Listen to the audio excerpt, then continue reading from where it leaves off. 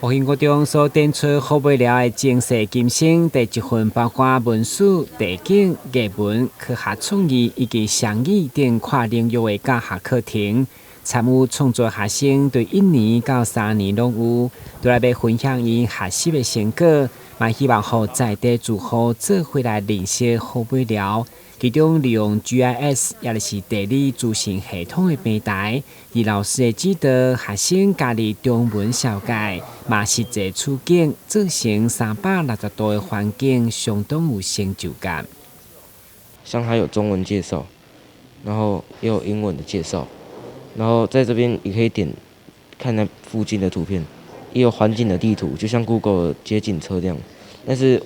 跟 Google 街景车不一样的地方，就是我们这边还有详细的说明。我去复兴国小跟学弟妹们分享，在关于这样子的互动中，我可以了解到现在小一点的小孩们比较不了解什么知识，所以让我可以充实自己不清楚的地方。校区的位置好未了的复兴国中，明显感受该中华区的变化。所以课程当中嘛用的相关领域的课程，111年核选教育部教学主业奖初选国中组得优，相当难能可贵。其中实地参与的学生家长对家亲土地情感嘛拢有真深的感受。我们在那个下午走了5公里，绕了虎尾寮大半圈。那看到了有300多年历史的官地厅，然后还有就是了解那个虎尾寮的前世今生，然后让我们对这块土地连结更深的情感。看一看这个校史资料，没有想到看着看着觉得照片好熟悉，竟然出现了我的同学，竟然有我，我就跟女儿说：“妈妈一直在你身边。”这真是一个奇妙的缘分。不枉我当初我自己跟我女儿现在跨区就读，因为我觉得复兴国中办校太优良了。好，那引起孩子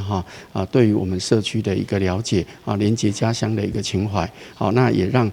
就是从外地迁入的这个虎尾寮社区的这个民众都能够知道虎尾寮的一个过往，好，那也凝聚我们整个社区的一个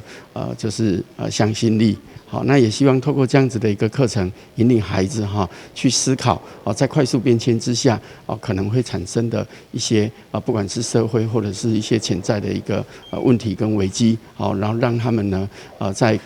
透过科技、透过美学这样子的一个创发，去找出所谓的问题，好，然后去尝试去解决这样子的问题。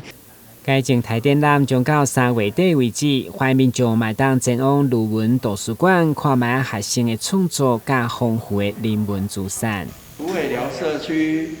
欢迎大家一起来探险，赞！但新闻官及何秋邦采访报道。